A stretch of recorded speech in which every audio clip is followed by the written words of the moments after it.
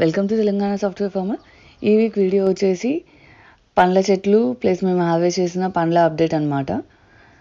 ఏదైతే మేము క్రాప్స్ అన్నీ హార్వెస్ట్ చేసేసి ఆల్మోస్ట్ ఇప్పుడు మధ్యలో ఈ పీరియడ్ ఉందో మళ్ళీ ఇంకో క్రాప్ వేసేలోపు, సో ఈలోపు పండ్ల చెట్లన్నిటికీ పాదులు చేసుకొని మళ్ళీ ఏమన్నా ఆకులు పురుగులు పట్టిన ఉంటే అవన్నీ తీసేసి చెట్లు ట్రిమ్ చేసుకొని ఈ పనులన్నీ కంప్లీట్ చేసుకున్నాం అనమాట. సో క్రాప్కి మధ్యలో వచ్చే టైం పీరియడ్ డిఫరెన్స్లో మనకి పండ్ల చెట్ల పాదులు కానీ, పండ్ల చెట్లు ఎక్కడైనా పురుగు పట్టుంటే చూసి ఆ స్టెమ్స్ కట్ చేసుకోవడం కానీ, ట్రిమ్మింగ్ కానీ అయిపోతుంది మనకి. సో అలా ఆ పని కంప్లీట్ చేసుకున్నాము. సో మొత్తం అలా చెట్లు క్లీన్ చేసుకొని మళ్ళీ పాదులు చేసుకున్నాక చెట్లు చాలా హెల్తీగా గ్రో అవుతున్నాయి. జామ చెట్టుకి కూడా పూత ఉంది, జామకాయలు అయ్యాయి, చాలానే అయ్యాయి జామకాయలు. బ్లూబెర్రీ ప్లాంట్స్కి ఏమో ఇప్పుడు ఇగురు రావడం స్టార్ట్ అయింది.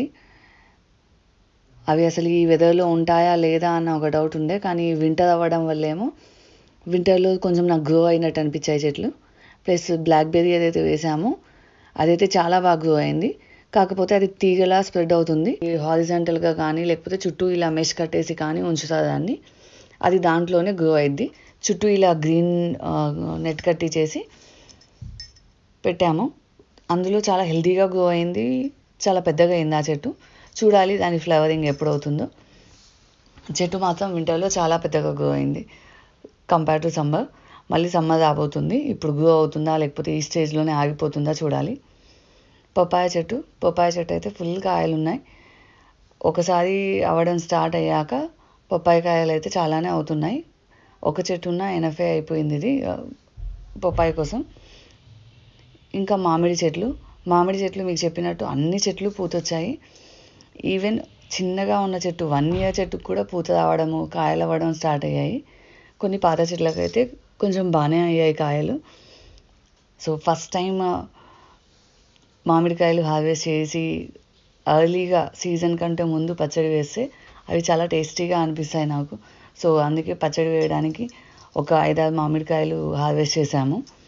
ఇంకా పెద్దగా అవుతాయి యాక్చువల్గా చెట్టు మీదే ఉంచితే. నేను ఇంకొంచెం ఎర్లీగానే హార్వెస్ట్ చేశాను అని చెప్పొచ్చు. కొన్ని హార్వెస్ట్ చేశాను, కొన్ని అలానే చెట్టుకు ఉంచాను. ఏదైతే పూత అయిందో మామిడికాయలకి ఈ ఇయర్ 100% పూత నిలబడిందని అయితే చెప్పలేను, ఎందుకంటే చాలా వరకు పూత దశలోనే రాలిపోయింది. సగం కాయలైనా కూడా ఆ కాయలు చాలా వరకు ఇలా చిన్నగానే ఉండి రాలిపోయాయి. కొన్ని మాత్రమే పెద్దగా అయ్యాయి. సో ఇంకా సీజన్ ఉంది కదా, ప్లస్ ఇదే ఫస్ట్ ఇయర్ కాబట్టి ఏమో వాటికి అలా పూత రాలిపోయింది అనుకున్నాను నేనైతే. ఇంకో ఇయర్ అయితే చెట్టు కూడా చాలా పెద్దగా ఉంటుంది, అప్పుడు వచ్చే పూత స్ట్రాంగ్గా నిలబడుతుంది.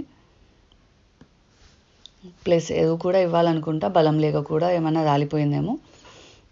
ఎవరికైనా మామిడి తోటలు ఉంటే ఇలా ఎందుకు రాలుతాయి మామిడికాయలు చిన్నగా ఉన్నప్పుడే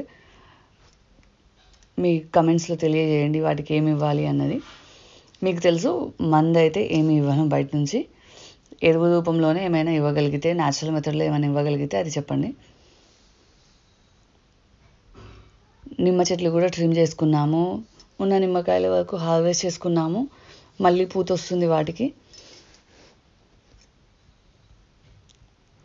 ఒక చెట్టుకి గెలుంది, ఇంకా మిగిలిన చెట్లన్నీ ఇప్పుడే గ్రో అవుతున్నాయి అన్నమాట.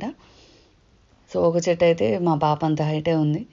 చూడాలి, ఇది హైబ్రిడ్ చెట్టు, ఏ హైట్ వరకు వచ్చి గెలుస్తుందో చూడాలి. ఇది మల్బెర్రీ చెట్టుకు కూడా ఫుల్గా మల్బెర్రీస్ అయ్యాయి.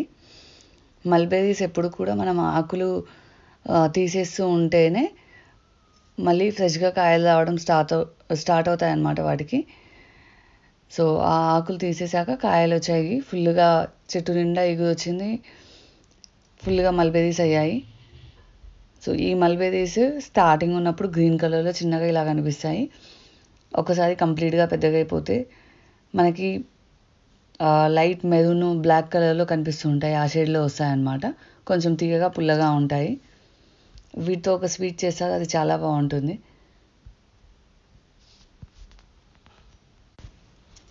నేరేడు పండ్ల చెట్లు కూడా చాలా పెద్దగా అయ్యాయి.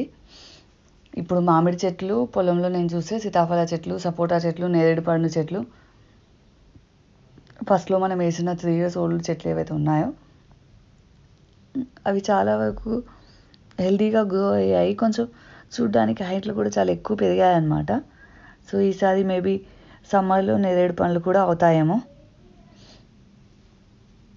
పండ్ల చెట్లకు సంబంధించి ఇంకేమైనా న్యాచురల్ వేలో కేర్ తీసుకోగలిగిన విధానాలు ఉంటే కమెంట్స్లో తెలియజేయండి. మేము ఫాలో అవడానికి ట్రై చేస్తాము. Thanks for watching the videos. Please like and subscribe to our channel.